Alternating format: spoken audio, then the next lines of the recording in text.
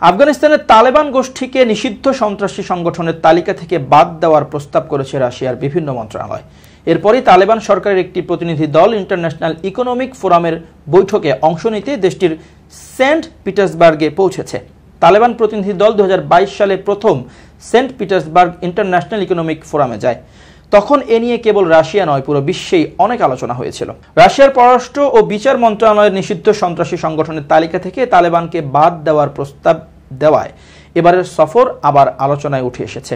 তালেবান এবং আফগানিস্তানের বর্তমান নেতৃত্বের সঙ্গে সম্পর্ক গড়ে তোলার এই পদক্ষেপটি প্রয়োজনীয় ছিল বলে মন্তব্য করেছেন রুশ প্রেসিডেন্ট ভ্লাদিমির পুতিন।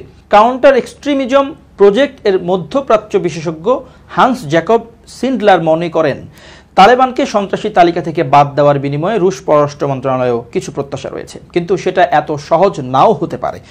সিন্ডলার বলেন, বাড়তি ছাড় নিতে সবসময়ই তালেবান খুবই ইচ্ছুক, কিন্তু প্রতিদান দেওয়ার বিষয় এলেই সেটা জটিল হয়ে যায়। আফগানিস্তান অ্যানালিসিস নেটওয়ার্কের সহ প্রতিষ্ঠাতা টমাস রুটিস ক্রেমলিনের সাম্প্রতিক পদক্ষেপকে ধাপে ধাপে এগোনোর কৌশল হিসেবে ব্যাখ্যা করেছেন। তিনি মনে করেন, রাশিয়া তালেবানের সরকারি স্বীকৃতির দিকে অগ্রসর হচ্ছে। 2015 সাল থেকে তালেবানের সঙ্গে অনানুষ্ঠানিক সম্পর্ক রেখেছে মস্কো। সংগঠনটির কাছে রাশিয়া অতীতে অস্ত্র সরবরাহ করেছে বলেও সন্দেহ করা হয়। 2021 সালের আগস্টে তেমন কোনো প্রতিরোধ ছাড়াই আফগান সরকারকে হটিয়ে ক্ষমতা দখলে নেয় তালেবান। 20 বছর পর আফগান সরকারকে সমর্থন জুগিয়ে যাওয়া পশ্চিমা সামরিক বাহিনী এবং কূটনীতিকেরা দ্রুতই আফগানিস্তান ছেড়ে যান। এর 6 মাস পর 2022 সালের মার্চে তালেবান ও রাশিয়া আনুষ্ঠানিক কূটনৈতিক সম্পর্ক প্রতিষ্ঠা করে। এর আগে 1996 সাল থেকে 2001 সাল পর্যন্ত আফগানিস্তানের ক্ষমতায় ছিল তালেবান। দ্বিতীয়বার ক্ষমতায় আসার পর কোনো রাষ্ট্রই আনুষ্ঠানিকভাবে তালেবানকে আফগানিস্তানের বৈধ সরকার হিসেবে স্বীকৃতি দেয়নি।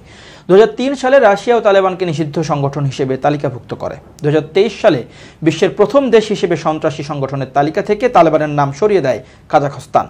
বিশেষজ্ঞরা মনে করছেন, রাশিয়াও অর্থনৈতিক ফোরামে একই পথ অনুসরণ করতে পারে।